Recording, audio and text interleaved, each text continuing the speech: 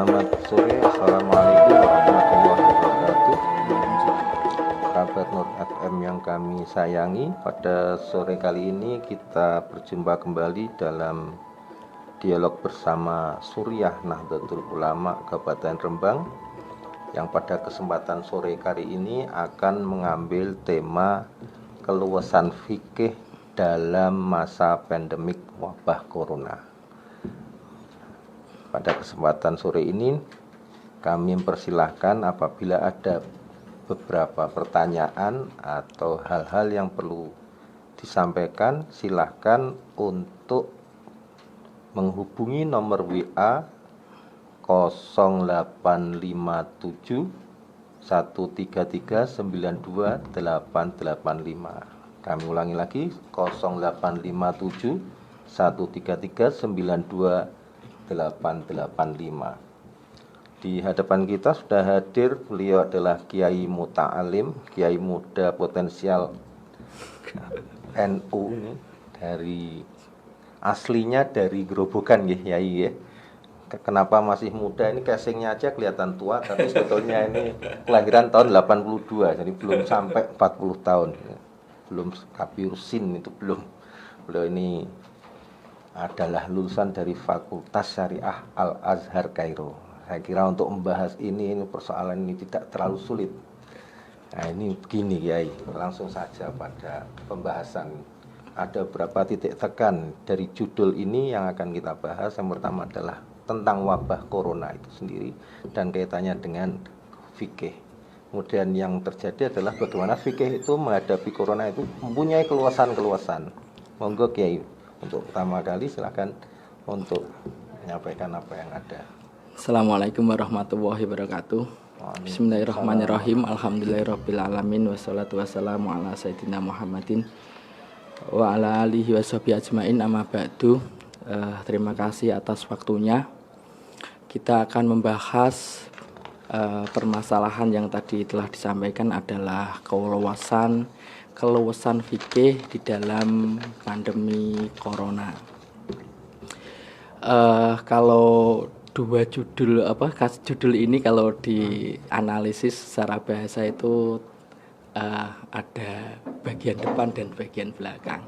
Satu keluasan fikih, nomor loro di dalam wabah corona. Kalau pengen dibahas secara urut berarti mestinya akan membahas dulu keluasan fikih, tapi nanti akan dispesifikkan pada masalah corona. Niki jangan maunya yang mana niki? Kalau maunya kalau dari belakang wabah corona dulu baru keluasan fikih ya bisa saja. Tapi menurut saya baiknya kita dari awal saja Mas. Jadi seperti ini. Keluasan fikih itu sebenarnya sumber-sumbernya sudah selesai. Dalam artian ya itu Al-Quran, Sunnah selesai. Adapun ijma, qiyas dan lain sebagainya itu nanti pada akhirnya yang menjadikan fikih tersebut luas. Jadi di dalam Al-Quran itu ada beberapa hukum yang memang qat'iyu dalalah. Dalalahnya itu pasti tidak bisa diutak-atik. Semua sepakat ahli ilmu, ahli fikih bahwa dalalah tersebut Al-Quran tersebut mempunyai dalalah hukum yang seperti itu. Tidak ada perubahan mulai dari masa ke masa tidak ada. Tapi ada beberapa yang mempunyai makna yang bahasanya tidak jelas atau ambigu atau yang tidak jelas lah, tidak jelas dalam artian bisa ditarik ke sana atau ke sini. Di dalam Al-Quran sendiri ada yang seperti itu, keterangan seperti itu. Ada beberapa ayat yang muhkamat, ada ayat yang mutasabihat ya. Jadi yang di Al-Qur'annya itu huwallazi anzala 'alaikal kitaba minhu ayatum muhkamatun minhunna umul kitab wa ukhra mutasabihat. Dari sumbernya saja sudah menyatakan bahwa agama Islam ini itu ada beberapa hukum yang pasti, ada beberapa hukum yang redaksinya itu bukan kok tidak pasti, tetapi dibebaskan untuk akal. Iya, dibebaskan untuk akal, untuk menggali potensi tersebut.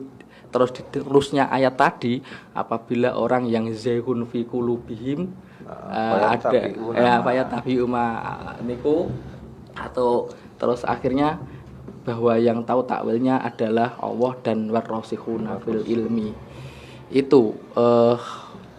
Itu yang melandasi bahwa memang agama Islam itu adalah sebuah agama yang di dalam usuliyah, dalam usulnya qawaid kubronya itu adalah kaku, solbah atau subut, tidak bisa bergerak sama sekali. Tetapi di dalam furu'iyah, juz'iyahnya itu yang bisa berubah-berubah. Nah ini yang pada akhirnya akan dibahas buahnya ulama kekinian yang membuat judul Murunatul Islam atau At-Taisir fil Islam atau semacamnya. Setelah itu kita akan membahas beberapa contohnya. Contohnya ya di dalam murunah. Jadi semacam kayak gini, Allah mengharamkan semua makanan yang tercatat di Al-Quran, yang daging babi, dam dan selain sebagainya, wal muntahiqatu wal mauqudatu wal itu pada sisi yang lain murunahnya adalah ketika pada masa posisi manusia itu dalam keadaan terpaksa dan tidak mutajanifin lil ismi, maka innallaha ghafurur rahim, Allah akan memaafkan itu semua, dalam artian akan halal tapi biqadri darurah. Jadi kalau dikatakan banyak kita potong kompas, bolehkah saya mengatakan maqasidus syariah itu maslahatul ibad? Iya, benar sekali. Jadi maqasidus syariah itu adalah maslahatul ibad. Jadi maqasid syariah itu kan yang biasa kita kenal itu ada 5 maqasid. Itu pada dasarnya adalah li islahil ubudiyah, untuk bukan daruriyah terus itu ya. Ya, itu untuk masalahul ibad atau fitandimi dunya. Jadi untuk mengatur semua dunia mulai dari awal dan akhir. Ini mestinya menjadi memang maziyah ya. Jadi Murunatul Islam itu menjadi maziyah karena menjadi sebuah keistimewaan, karena syariat kita, syariat Nabi Muhammad itu adalah syariat yang akan sesuai sampai akhir dunia. Dari itu ketika saklek pol tidak ada lain sama sekali, maka tidak akan bisa tergambarkan hari ini kita hidup di masa abad 15 Hijriah harus dipaksa hidup di abad 1 Hijriah. Itu kan enggak bisa. Maka dari itu ini min qadri min jumlati rahmah, min jumlati kerahmatan dari Allah Subhanahu wa taala, bahwa Allah itu mendesain syariatnya ada beberapa hal yang kaku biar agama ini tidak hilang rohnya. Semacam kayak sholat itu mulai dari kapan tetap harus 5 kali, terus zakat, puasa, terus haji ini pun manistato ilai sabila, dalam artian ada kelenturan tersendiri dalam imaduddin tersebut, di dalam arkanul Islam tersendiri. Ada contoh ilustrasi. Kalau misalnya kita mau melaksanakan haji sementara rumah kita itu mau ambruk, karena keluasan fikihnya itu kita dibolehkan untuk tidak berhaji kan? Iya, boleh sekali. Jadi itu sebuah contoh. Iya, benar sekali. Nggih. Jadi sebenarnya kesabatan atau hal yang kaku di dalam syariah itu hanya pada posisi-posisi sing teologis gitu ya. Iya, dalam artian harus ada dalil qot'i, dalalatul qot'i yang tidak ada tidak ada takwil lagi itu. Terus dan ini pun hanya bagian besarnya, semacam koyok sholat wajib 5 kali dalam 1 hari. Ini saja. Adapun kaifiyah sholatnya dan lain sebagainya itu sudah termasuk bagian juz'iyah yang jelas akan ada perbedaan. Saya kadang-kadang dulu pernah berpikir seperti ini waktu masih kecil. Bagaimana mungkin sholat yang di belakang beliau Nabi bertahun-tahun jumlah makmum yang begitu banyaknya, sahabat mulai banyak nyampe minimal di Madinah selama 10 tahun itu kan yang sholat di belakang beliau Nabi banyak. Kok bisa satu mengangkat tangan sampai sebatas ini, terus hanya segini saja, terus ada yang Allahumma hdini saja sudah berbeda-beda. Ya. Ini semuanya itu memang tadi penglihatan sahabat dan ijtihad para sahabat setelah masa tasrik sahabah itu dilegalitas oleh Kanjeng Nabi. Jadi Kanjeng Nabi memberi legalitas alaikum bisunnati wa sunnati khulafair rasyidin min ba'di. Itu maknanya apa? Ada legalitas dari syariah, yaitu beliau Nabi Shahibus Syari adalah memberi ruang untuk ikut kepada khulafaur rasyidin. Atau ada hadis lagi yang menerangkan bahwa ashabikan nujum, itu saya juga tidak tahu persis posisi hadisnya kayak apa, tapi yang jelas itu hadis terkenal ashabikan nujum bi ahadi dengan salah satunya kalian ikut maka kamu akan mendapatkan hidayah. Itu kan teks hadis selanjutnya. Maknanya apa dari ini? Akan sangat terbuka ruang untuk perbedaan. Dari perbedaan tersebut akan apabila diterapkan dalam konteks konteksnya, keadaannya, durufnya, maka akan ada rasa lain, ada rasa kemudahan, ada rasa oh ternyata tidak kaku, itu ada. Gitu. Memang agama itu ada yang menghentikan inna dina sungguhnya agama itu tidaklah sulit. Wa ma ja'ala alaikum fid-din min haraj. Ada beberapa teks-teks dalam keagamaan yang diambil skrip dari kitab-kitab suci yang bersumber dari Al-Qur'an dan hadis. Banyak sekali yang bersumber mengatakan bahwa tidak sulit sebetulnya menjadi orang yang beragama. Benar sekali. Jadi sebenarnya itu ada hadis juga yang menerangkan. Jadi bu istum muyassirin walatu asirin niku jelas ada nggih. Itu jadi kalian semua itu diutus untuk mempermudah, tidak mempersulit. Din itu seperti itu, agama itu seperti itu. Tapi ketika dipersulit maka juga akan sangat sulit dan kamu tidak akan kuat. Seperti itulah. Ada beberapa teks hadis yang seperti itu. Contoh yang biasa dicontohkan itu kan ada seorang badui yang bala fi masjidi Rasulillah itu.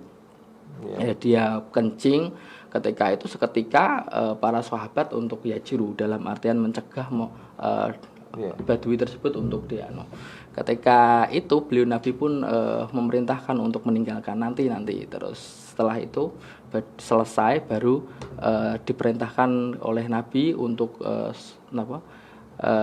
ngasih turab pada bekas kencingnya tersebut. Itu memang berarti ada beberapa pendorong yang menjadikan agama ini lainah atau lentur, bukan saklek, bukan solbah. Itu karena satu keadaan akan menjadi pemicu hukum semacam al-adat muhakamah. Nah, al-adat muhakamah itu ketika suatu adat yang dianggap baik dan tidak menentang pokok kaidah syariah, maka akan diakui oleh syarak baik. Apabila jelek maka jelek. Itu kan berarti ada seberapa persen dari penghargaan terhadap itu kearifan lokal tersebut. Mungkin sebelum sampai ke pembahasannya lebih lanjut, lebih menghujam ke persoalan-persoalan yang lebih tajam, kita dengarkan dulu pesan-pesan berikut itu. Bapak Kiai Ta'alim, kita tahu corona ini adalah sesuatu yang dahsyat dan banyak mengaruhi pola hidup dan pola perilaku umat manusia yang sekarang ada di muka bumi. Tercatat banyak sekali wabah-wabah yang merubah peradaban. Misalnya dinasti Ming itu dulu bisa hancur karena pagebluk. Kemudian di Afrika itu bisa diakuisisi oleh Eropa karena ada wabah yang menghantam tanaman ternak, kemudian dia dieksploitasi sedemikian rupa. Kemudian di Haiti itu Perancis bisa keluar gara-gara dia kalah dengan wabah kuning. Jadi dari 50.000 pasukan yang masuk ke Haiti itu misalnya, itu cuma menyisakan 3.000 yang dibawa pulang, dan Napoleon itu harus tertunduk malu. Dan banyak sekali terjadi di muka bumi.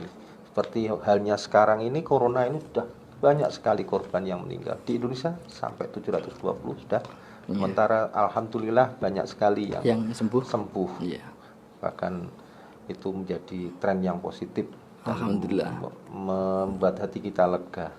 Dan terkait dengan wabah-wabah ini kan karena memang dahsyatnya wabah itu, kita diinstruksikan dari PP untuk selalu berdoa, mendekatkan diri dengan doa-doa tolak bala itu sam'an wa ta'atan. Dan mungkin dalam hal kajian fikihnya ini kita memakai kaidah-kaidah, dan barangkali dari panjenengan bisa memberikan contoh-contoh supaya lebih bisa dicerna oleh pendengar budiman dari ini.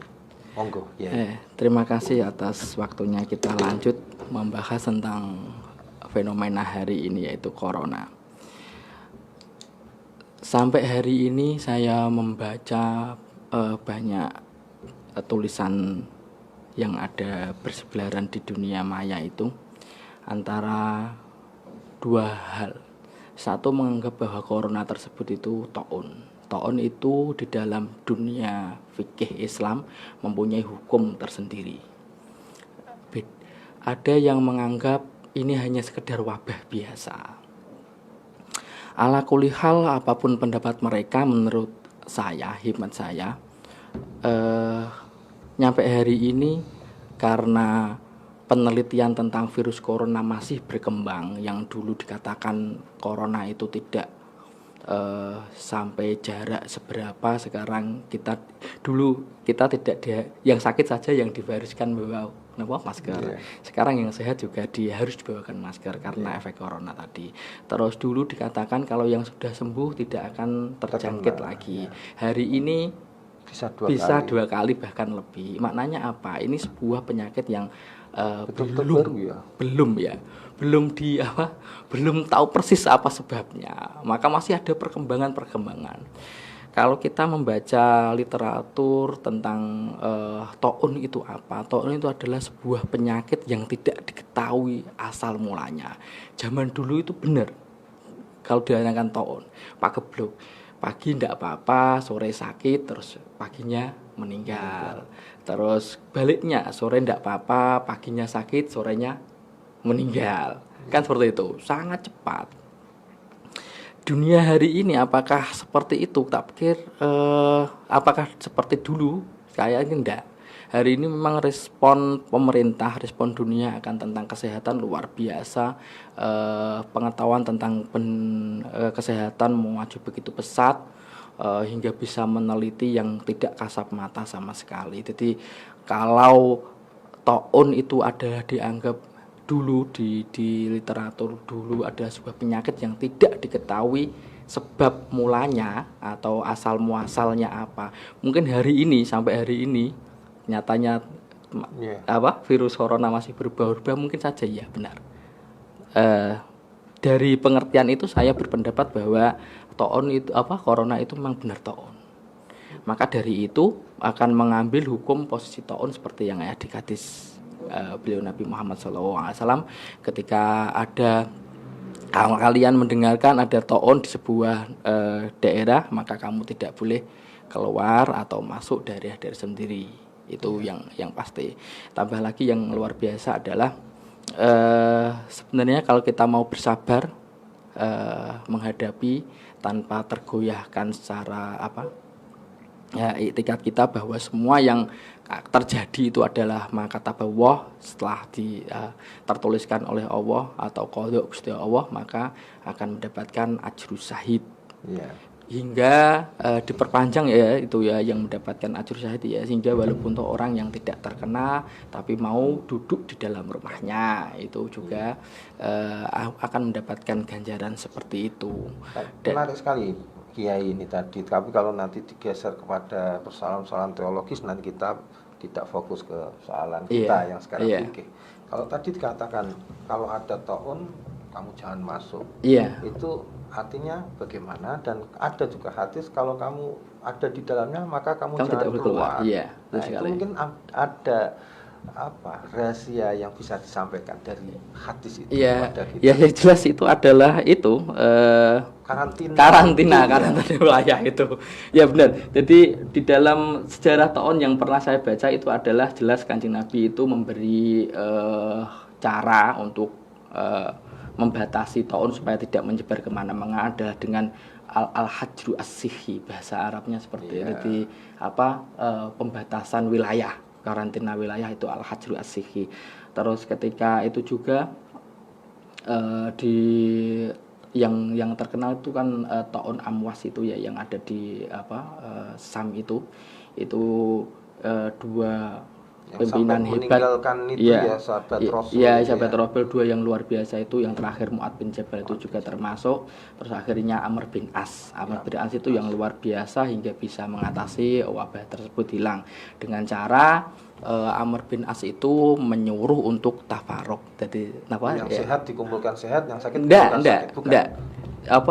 Yang kita harus berjarak itu physical distancing. Physical distancing. Physical distancing itu sudah ditemukan.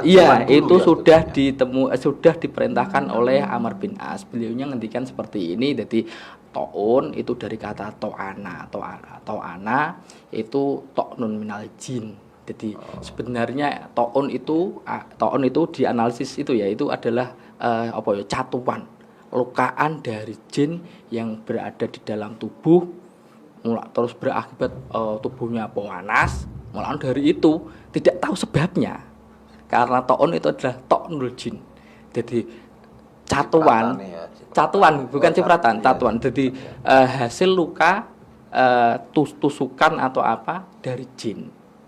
Ya, dari jin yang di dalam tubuh. Mulakno tadi seperti yang saya singgung, taun itu definisinya adalah penyakit yang tidak ditakuti sebabnya, karena itu adalah serangan dalam yang panas, terus akhirnya tidak kuat tubuhnya, mati seperti itu. Itu taun. Terus kalau kita membincang pengaruh yang lain, itu tak pikir hanya syiar saja, syiarul Islam yang dohiron yang terpengaruh oleh taun tersebut, semacam kayak jumatan, tarawih dan lain sebagainya. Tapi kalau kita mau membincang tentang syiarul Islam tentang masjid, di dalam Al-Qur'an itu ada waman adlamu mimman mana masajida wa ayyud karofi hasmuhu wa sa'afi khrobiha. Itu kan menjadi dalil mereka yang menolak untuk masjid dikosongkan. Menolak masjid yang kosong. Ini sebenarnya bukan masalah mengosongkan masjid itu menjadi pokok prioritas untuk mencegah atau apa, enggak, karena pasar juga masih ditutup kan akan menjadi tetap. Tapi kita hanya mengkaji dari segi pemahaman agama. Jadi kalau pemerintah kok sampai mengambil kebijakan bahwa masjid itu ditutup, itu boleh menurut saya. Itu hak pemerintah. Karena pemerintah mempunyai otoritas penuh untuk memandang maslahah dan mafsadahnya. Dan saya yakin pemerintah kita itu pemerintah yang menginginkan kebaikan, tidak menginginkan kerusakan, bukan dzulmun, tapi menginginkan kebaikan, khair di situ. Maka dari itu menurut saya syiar-syiar yang terpengaruh karena adanya corona ini tidak perlu dibincang, karena pada dasarnya syiar-syiar yang ada tersebut itu mentok hukumnya adalah sunnah, tidak sampai pada wajib. Lebih panjang tentang membahas tentang syiar sya'airillah.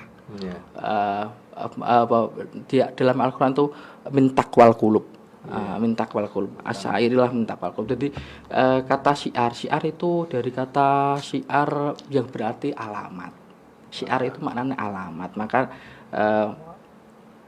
ada namanya Mas'aril Haram, Mas'aril Mina, Mas Naf'an pernah melihat itu nggih. Jadi Mas'ar itu tempat-tempat alamat tentang kehebatan atau keagungan Allah Subhanahu wa taala.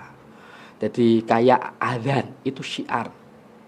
Terus Jumatan itu harus ada syiarnya, harus ada grumengenge wong Islam melakukan kalimatul urus itu ya. Iya, melakukan agamanya. Ngoten. Itu semua syiar. Ngaji di pondok. Iya, itu syiar. Ya, benar sekali. Pokoknya yang berlawanan dengan social distancing itu tadi syiar. Kumpulan masa-masa. Iya, syiar semua. Itu sebenarnya jangan kok ketika pemerintah kok mau benar-benar melakukan saumpama nggih muga-muga tidak sama sekali, tapi saumpama iya jangan pernah pemerintah itu dituduh untuk membunuh syiar agama. Karena yang di Al-Qur'an yang akan siksa di dunia dan disiksa di akhirat tersebut itu zulmun man adlamu mana amasajida wa yaiqra. Terus bahasa afi khorobiha itu maknanya mencegah masjid tersebut untuk disebutkan diagungkan nama Allah, dan wasa'afi khorobiha, dan mereka melakukan perusahaan di situ secara aktif. Iya, secara aktif. Nah, ini tidak sama sekali nggih. Jadi kalau lihat ya ini sepertinya wabah corona memang jadi sebuah musibah bagi kita semua. Iya. Tapi secara tidak sadar sebetulnya kita juga sering mengkaji tentang fikih dan keluasannya. Iya. Bagaimana lembaga-lembaga fatwa, kemudian dari umaro kerjasama itu kemudian menghasilkan produk-produk hukum yang tidak umum. Kalau dulu misalnya tarawih bisa, tidak ada problem. Bahkan ada sunai mercon bareng mercon. Kemudian Jumat juga seperti biasa, tidak ada hal-hal yang diatur dengan hal kondisi-kondisi khusus. Nah, ini yang paling penting adalah apa yang bisa menjadi tolak ukur bagaimana kita menjadikan hukum itu kemudian bisa berubah karena ada situasi khusus itu. Terkait dengan corona ini mungkin karena wabah, maka ini mungkin termasuk darurat saja yang dipakai itu, Kiai. Iya, yang jelas seperti ini, ketika berlaku normal, terus ada corona tetapi tetap berlaku normal. Ada virus corona yang penyebarannya luar biasa cepat tapi tetap berlaku normal seolah tidak ada virus corona. Itu pasti akan terjadi dororun nafsi atau idror lihoirihi, idror bihoirihi. Dororun nafsi jelas tidak boleh. Jadi seumpama saya baik-baik saja, terus berperilaku seperti biasa, seperti corona tidak ada, maka akan saya kena dororun nafsi, membahayakan diri sendiri. Atau mungkin ketika ada orang lain, orang siapalah yang terkena virus corona, terus memaksakan diri untuk tetap bergaul kepada orang lain seperti corona tidak ada. Ini maknanya idroru bi nafs bi ghairihi. Yang jelas la dororo wala diroro itu adalah sebuah hadis yang menjadi kaidah pokok, tidak boleh menyakiti diri sendiri atau menyakiti orang lain. Jadi yang satu itu preventif, yang satu kuratif ya. Kalau yang belum terjadi supaya tidak terkena. Kalau yang terkena itu kalau dia mengenai orang lain, dia sebagai pembawa virus, dolim ya itu. Iya, itu dolim, ya. Benar itu sekali. Ada hukuman khusus yang terkait orang dolim seperti itu pakai apa itu? Yang kayak gitu itu yang menipu termasuk juga kasar sekali kan? Ya itu yang kasihan ya, fenomena ya itu yang menipu yang benar-benar itu tak pikir berdosa itu. Ya saya tahu besar atau tidak, yang jelas berdosa itu. Saya pernah mendengar gini, setelah syirik pada Allah Subhanahu wa taala, doa yang terbesar adalah membunuh sesama muslim. Iya. Kalau pembawa itu membunuh sesama Iya, manusia. benar sekali. Itu Jadi alangkah qatlun nafsi itu adalah min kabair apa minal akabir nggih, minal Iya. apa min akabir kabir akabir. Jadi Jadi ini- bagian dari dosa besar adalah membunuh. Tapi seperti ini. Biasanya ada beberapa sarjana syariah yang mengkaji. Saya juga sempat mengkaji.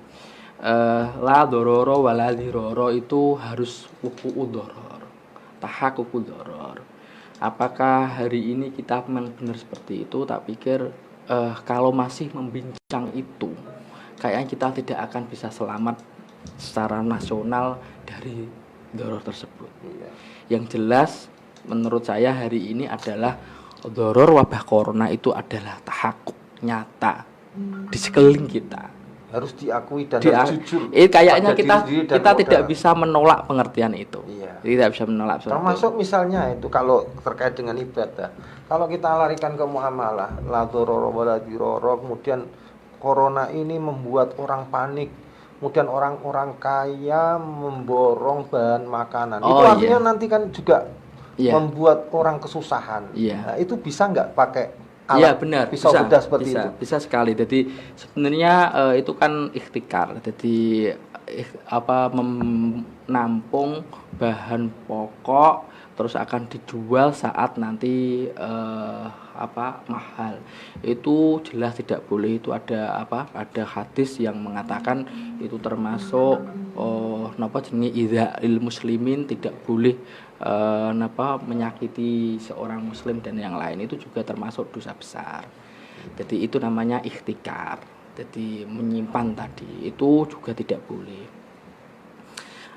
Hal yang apalagi yang tidak boleh yang terkait dengan corona. Sebenarnya itu saja sih, hanya sedikit masalah agama yang terpengaruhi oleh corona. Sebenarnya ikhtikar itu antara waktu ada corona dan enggak sama saja. Sama saja. Iya, sama saja. Tetapi ada satu beberapa objek yang semacam kayak kemarin rame-rame masker itu juga ya. langka di pasaran dan sebagainya. Itu semuanya hukumnya adalah haram. Itu ikhtikar. Memborong kepentingan yang dibutuhkan orang banyak, Iya, banyak hajat itu hidup orang banyak, terus kemudian dikuasai, terus untuk dijual, mengambil untung. Iya. Ya itu Saya kira tidak boleh. ungkapan-ungkapan yang lugas seperti ini dibutuhkan orang umum Iya. karena ini bisa menjadi sebuah pencerahan seperti halnya mereka kadang-kadang cuma membayangkan ibadah padahal muamalah itu lebih banyak Iya. urusannya di dalam kitab-kitab Iya, suci benar dan sekali. itu ajaran-ajaran Nabi. Iya, jadi sebenarnya begini, kalau ada beberapa orang yang bertanya, kenapa masjid dikosongkan, pasar enggak, dan lain sebagainya. Iya, itu seringkali. Ya, seringkali itu seperti itu. Tapi seperti tadi, jadi bahwa syiar yang agama semacam kayak jamaah Jumatan, jamaah tarweh itu bukan kok meremehkan ya. Itu seumpama kalau kita boleh membagi bahwa ibadah itu ada yang pokok, yang ada umdah, enak sing fadlah. Hanya seumpama kita biasa membagi tentang dzururiyah, terus hajiyah, istighsaniyah iki, istighsan. Iki mungkin hanya sekelas istighsan, zina. Untuk memperbaiki diri itu Pepaes lah ya, sebagai ya. kembangannya Ya itu saja. Syiar-syiar Islam yang terganggu itu hanya itu saja. Adapun pokoknya enggak sama sekali. Orang masih bisa sholat ya. Benar sekali. Subuh, duhur, asar, maghrib, isya, isya, semuanya masih bisa. Padahal syiar pokok Islam adalah itu. Adapun kaifiyah suaranya menjadi sebuah pertanda Islam benar-benar hebat. Terus akhirnya satu kampung jamaah semua. Itu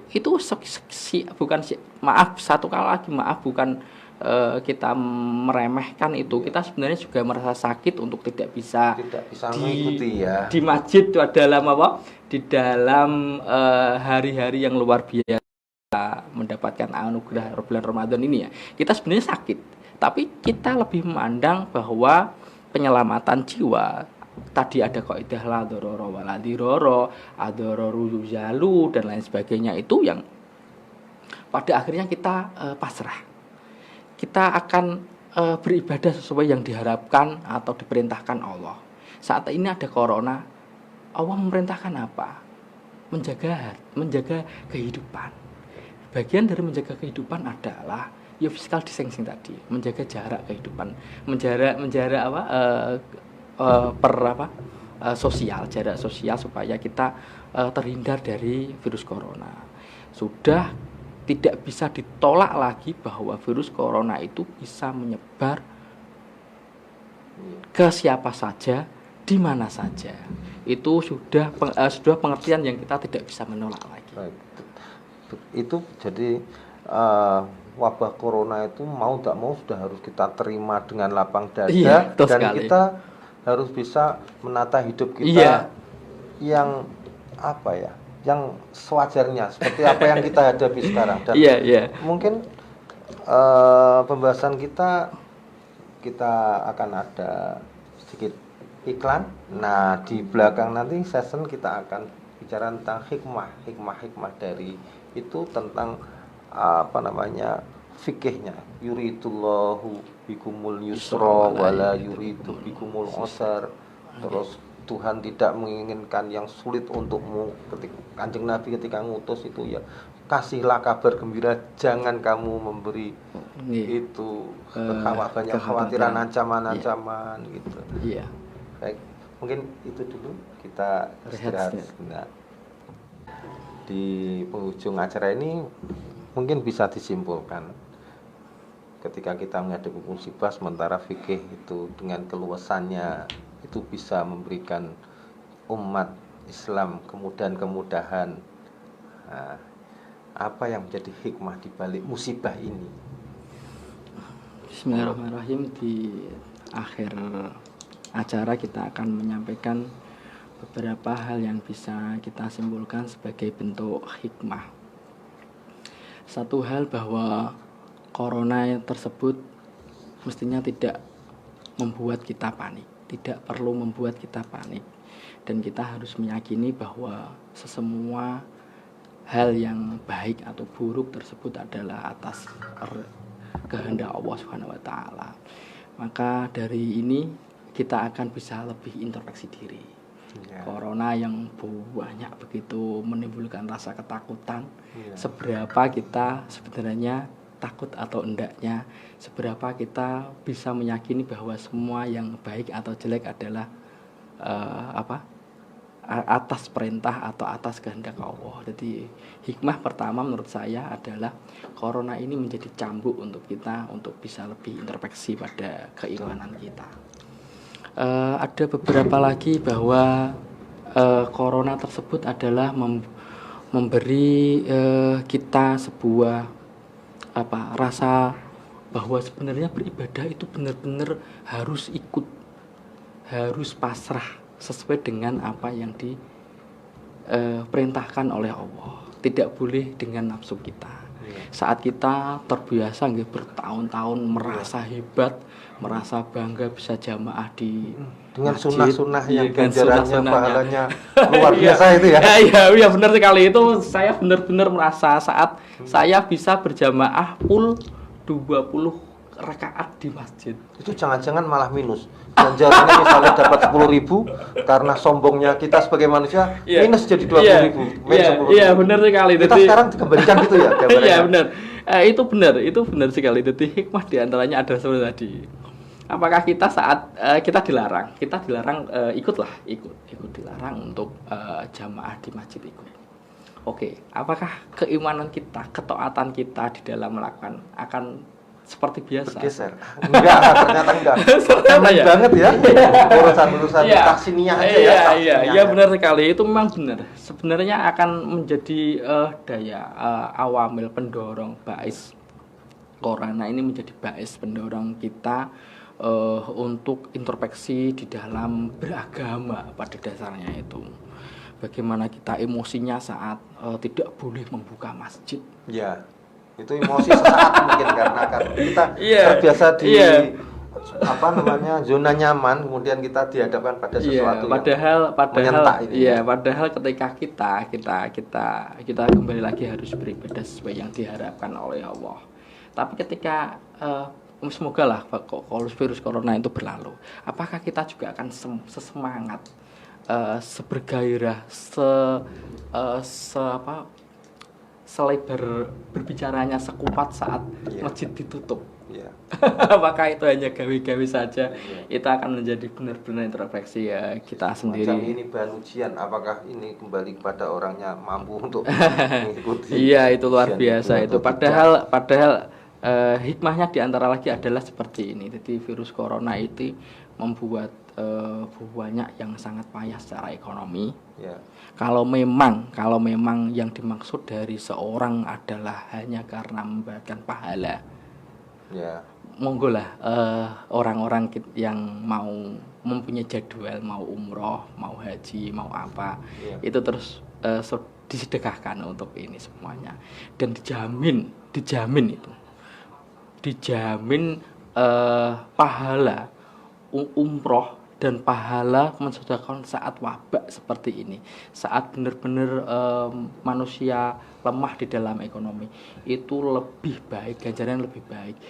Banyak ulama yang mengatakan bahwa memberi makanan sesuap nasi pada mulut orang yang sangat lapar akan lebih baik atau ganjaran lebih banyak daripada membangun masjid. Ada lagi nih mungkin yang bisa menarik sisi kemanusiaan kawan-kawan yang yang sebagai pendengar. Kalau kita istilahnya membunuh satu manusia itu seakan-akan membunuh manusia sedunia. Kalau kita menyelamatkan satu nyawa, itu seakan-akan kita menyelamatkan. Iya, walaupun toh itu sebenarnya itu syariat untuk cerita untuk Bani Israel untuk Bani Israel, tapi kayak kalau kita menurut ulama yang syariatuman qoblana syar'un lana, ya kita itu termasuk juga. Semangatnya itu bagaimana ketika kita dilanda musibah ini kita masih ingat bahwa banyak yang kurang beruntung dan kita mempunyai kewajiban moral untuk bersama-sama bersama-sama menyelamatkan nyawa. Apa gunanya seumpama kita memang harus physical distancing, harus menjaga jarak, tetapi ketika harus di rumah, tapi ketika di rumah tidak bisa bekerja, maka juga akan sangat sama-sama saja hasilnya mati. Maka dari itu saya pernah membaca meme atau di Facebook itu bahasa Arab, tapi ketika diartikan seperti ini, orang kaya mengeluh karena tubuhnya di rumah orang kaya mengeluh karena berat badannya bertambah. Orang yang yang miskin mengeluh karena dia lapar. Seumpama mereka saling berbagi, maka semuanya akan selamat. Paham ya? Jadi ketika orang kaya di rumah mereka mengeluh, berat badannya akan menaik. Ketika orang yang miskin mereka akan mengeluh tentang laparnya. Maka ketika mereka saling bekerja sama, kompromi bekerja sama, maka mereka akan selamat semuanya. Jadi di akhir ujung ini corona tidak membuat kita jauh dari sisi kemanusiaan dan sisi ketuhanan. Mestinya malahan akan mendorong sebagai seorang muslim, mestinya ketika ini hanya sekedar cobaan saja, bukan azab.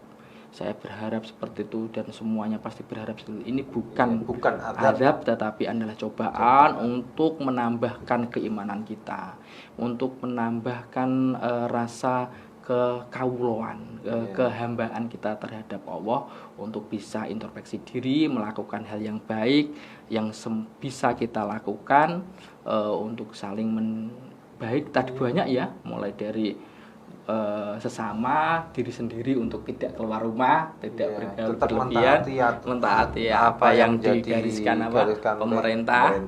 Ya itu banyak sekali. Tapi satu hal untuk menutup acara ini adalah seperti ini. Dalam media sosial itu banyak yang sering bahasa kasarnya mencaci maki akan tentang kebijakan untuk menutup masjid atau dan sebagainya. Yang saya bisa garis bawahi adalah berarti akan sangat jelas bahwa di dalam masyarakat kita hari ini beragamanya itu selalu masih bukan selalu ya, masih menggunakan logika mereka, masih menggunakan emosi mereka. Padahal mestinya tidak sampai seperti itu, atau bahkan harus dihindari, karena kita beragama harus sesuai dengan apa yang disyariatkan Allah. Jadi rukhsah dan azimah, perintah untuk melaksanakan atau larangan, perintah untuk jumuatan di masjid atau tidak jumuatan karena ada corona, itu hukumnya sama-sama perintah Allah. Apabila dilaksanakan akan mendapatkan pahala, apabila ditinggalkan maka akan mendapatkan siksa. Sama posisinya, tidak ada bedanya. Itu keluar karena kasih sayang ulama umaro kepada umat ya sebetulnya. Ya. Jangan sampai disalahpahami. Iya, benar itu sekali. Jangan ada caci maki di antara kita. Iya, benar sekali. Dan ulama umaro itu untuk memutuskan seumpama pokok boleh dibahas ya, pokok jumatan dilarang atau tarawih dilarang pada posisi yang itu sebenarnya mereka sudah berijtihad dari dalil-dalil yang tadi lain. Yang tidak kaku, tidak solbah tadi, untuk dibawa ke pemutusan untuk memutuskan kebijakan. Untuk memutuskan kebijakan karena diambil seperti ini untuk membatasi pergerakan penyebaran virus corona tadi. Itu yang bisa saya sampaikan. Mohon maaf apabila ada hal yang tidak berkenan dan sama-sama salah. Terima kasih. Social distancing tidak membuat hati kita jauh, justru semakin dekat. Dan kita berharap dari pertemuan ini bisa memberikan pencerahan bahwa semakin tinggi nilai kemanusiaan kita, semakin kita bisa berbuat kepada sesama, itu semakin tinggi pula nilai kita di hadapan Tuhan. Jangan sampai kita egois gitu ya. Amin. Ada sisi keluasan dalam fikih, tapi itu tidak membuat kita kemudian seenaknya. Dan jangan pula itu kemudian kita memakai standar yang tinggi kemudian bebas mencaci maki. Benar sekali. Karena sungguhnya mereka juga memutuskan itu banyak sekali pertimbangan. Mungkin pada pertemuan di sore kali ini sudah cukup. Semoga pertemuan ini menjadi berkah kita semua. Amin. Assalamualaikum warahmatullahi wabarakatuh. Waalaikumsalam warahmatullahi wabarakatuh.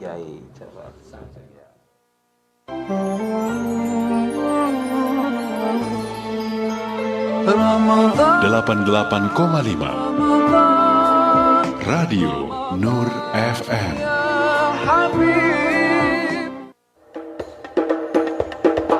Telah kita dengarkan Dialog Ramadan bersama PCNU Kabupaten Rembang.